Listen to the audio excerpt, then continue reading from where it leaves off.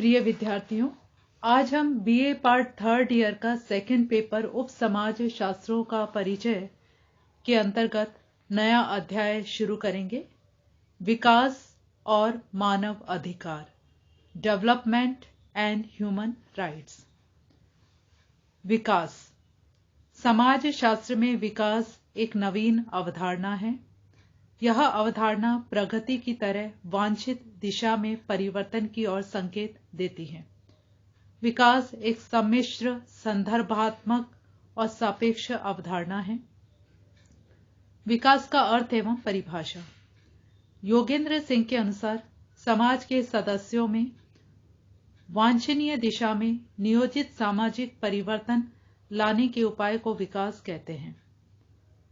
अतः विकास की धारणा सामाजिक, सांस्कृतिक पृष्ठभूमि और राजनीतिक और भौगोलिक परिस्थिति के आधार पर प्रत्येक समाज में अलग अलग पाई जाती है।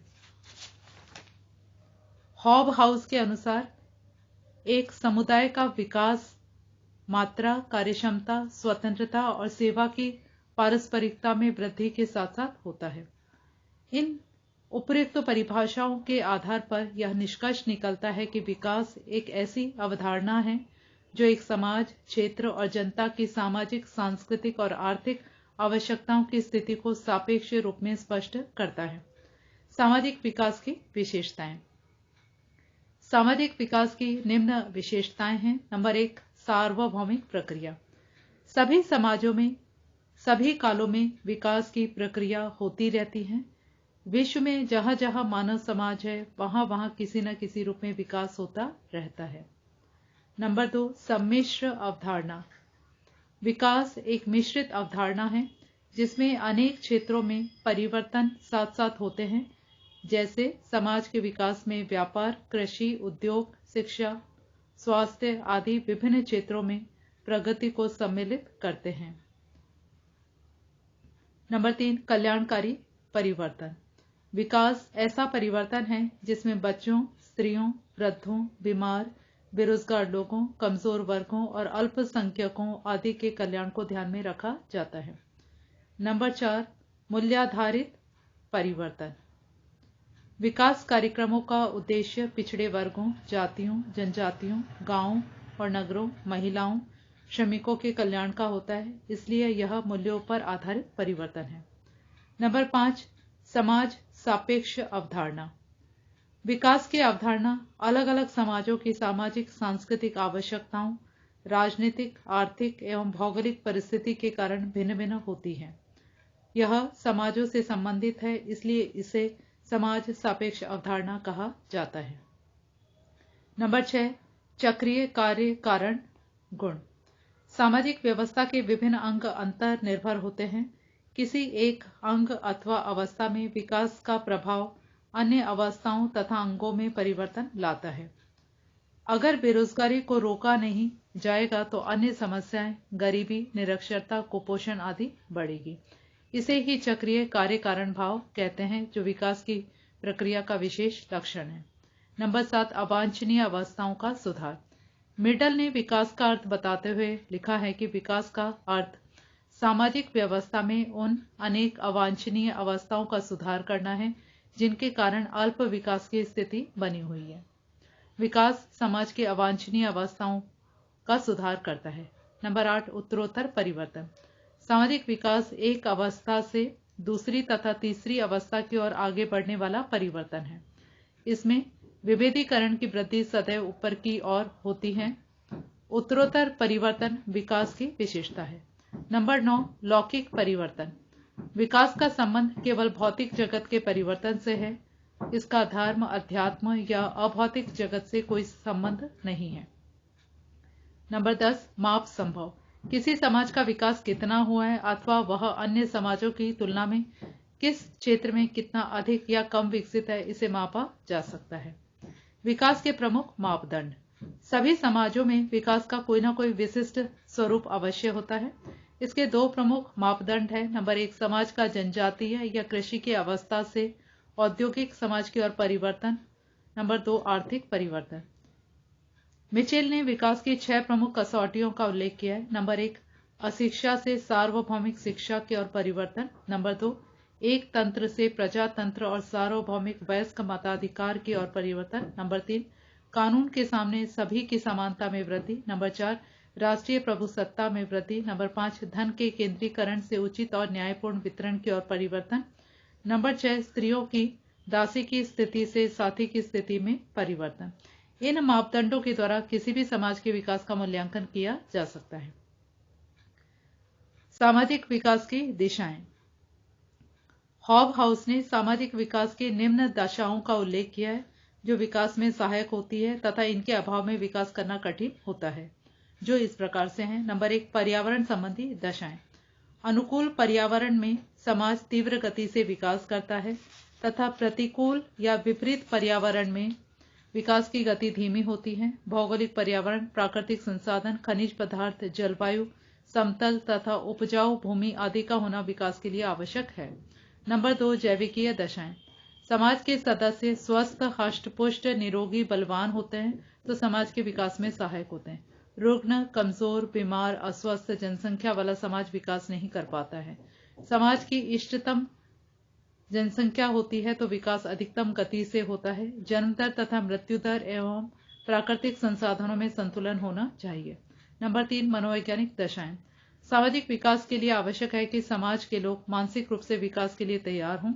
इसके लिए सदस्यों को बताना होगा कि परिवर्तन के लक्ष्य क्या हैं, उनका लाभ क्या है, उस निश्चित परिवर्तन के अभाव में हानियां क्या क्या हैं, आदि आदि। नंबर 4, सामाजिक दशाएं। सामाजिक विकास के लिए अनुकूल सामाजिक परिस्थितियों का होना भी आवश्यक है। विकास सामाजिक मूल्यों, प्रथाओं, धर्म, रीति रिवाज, संस्कृति आदि के अनुरूप होगा तभी समाज के सदस्य सहयोग करेंगे, अन्यथा विकास का विरोध किया जाएगा। विकास के संबंध में मिर्डल के विचार। गुनार मिर्डल ने सामाजिक विकास के संबंध में अपने विचार एशियन ड्रामा पुस्तक में प्रस्तुत किए हैं। इनके अनुसार विकास का अर्थ आधुनिकीकरण के आदर्शों को सामाजिक जीवन में उतारने से है। मिडल के अनुसार विकास का अर्थ सामाजिक व्यवस्था में उन अनेक अवांछनीय अवस्थाओं का सुधार करना है जिनमें अल्प विकास की स्थिति बनी हुई है। मिडल की मान्यता है कि व्यवस्था का एक समग्र रूप होता है जिसके विभिन्न अंग परस्पर आत्मनिर्भर और संबंधित होते हैं। किसी एक में परिवर्तन का प्रभाव अन्य में परिवर्तन लाता है। उनके अनुसार किसी एक अवस्था में अगर ऊपर की ओर परिवर्तन होता है तो अन्य अंगों या उप व्यवस्थाओं में भी ऊपर की ओर परिवर्तन होता है। मिडल संस्थागत उपागम के द्वारा अध्ययन पर जोर देते हैं। मिडल के विकास की दशाओं को निम्नलिखित 6 भागों में विभक्त किया है। नंबर 1, उत्पादन और आय। नंबर 2, उत्पादन और अवस्थाएं। नंबर 3, जीवन स्तर। नंबर 4, जीवन और कार्य के प्रति अभिवृत्तियां। नंबर 5, संस्थाएं। नंबर 6, नीतियां। भारत में अनेक योजनाएं वांछित दिशा में परिवर्तन करने के लिए चलाई गई हैं तथा उनकी विकास कार्यक्रम नाम दिया गया है। जैसे ग्रामीण भारत में 1952 ईस्वी में ग्रामीण विकास कार्यक्रम शुरू किया गया। अनेक आर्थिक विकास कार्यक्रम स्त्रियों, दलित वर्गों, उद्योग धंधों, कृषि के विकास के लिए अनेक नीतियों का कार्यान्वित किया गया है। राजनीतिक, सामाजिक, शैक्षणिक आदि अनेक विकास कार्यक्रम चलाए गए हैं। सरकार ने अनुसूचित जातियों, जनजातियों आदि के लिए भी अनेक विकास एवं कल्याणकारी कार्यक्रम चला रखे हैं। विकास कार्यक्रम संयुक्त तथा मिश्रित प्रघटना है। इसमें समाज के अनेक पक्षों का ध्यान रखा जाता है। मानवाधिकार, ह्यूमन राइट्स। मानव एक सामाजिक सांस्कृतिक प्राणी है। वह जन्म से लेकर मृत्यु तक मानव निर्मित पर्यावरण अर्थात संस्कृति में जीवन यापन करता है। इसी संदर्भ में मानव समाज एवं सरकार का यह कर्तव्य है कि वो अपने सदस्यों, नागरिकों को सभी प्रकार की सुख सुविधाएं, सुरक्षा और उनसे संबंधित अधिकार प्रदान करें। जैसे जैसे समाज एवं संस्कृति का विकास होता गया वैसे वैसे ऐसे समाज की परिकल्पना का विकास भी होता गया जिसमें समाज के सभी सदस्यों को सामाजिक, आर्थिक, राजनीतिक आदि क्षेत्रों में समान अधिकार एवं अवसर प्रदान किए जा सके। मानव अधिकार की संकल्पना की उत्पत्ति और विकास। इसी मानवाधिकार की अवधारणा के संदर्भ में अंतर्राष्ट्रीय स्तर पर संयुक्त राष्ट्र संघ यूएनओ द्वारा संपूर्ण विश्व के प्रत्येक मानव को देश, धर्म, लिंग और जाति के भेदभाव के बिना मूलभूत अधिकार प्राप्त कराने के लिए मानवाधिकार घोषणा का एक बृहद प्रयास किया गया। वर्ष 1945 में संयुक्त राष्ट्र के गठन के समय से ही विश्व स्तरीय यह संस्था मानवाधिकारों के संरक्षण और संवर्धन के क्षेत्र में कार्यरत है। इस संस्था द्वारा 10 दिसंबर 1948 को जारी एक घोषणा में प्रत्येक व्यक्ति को कम से कम 30 अधिकार प्रदान करने की घोषणा की गई। इसी आधार पर हमारे देश में सरकार द्वारा इस दिशा में अनेक प्रयास किए गए।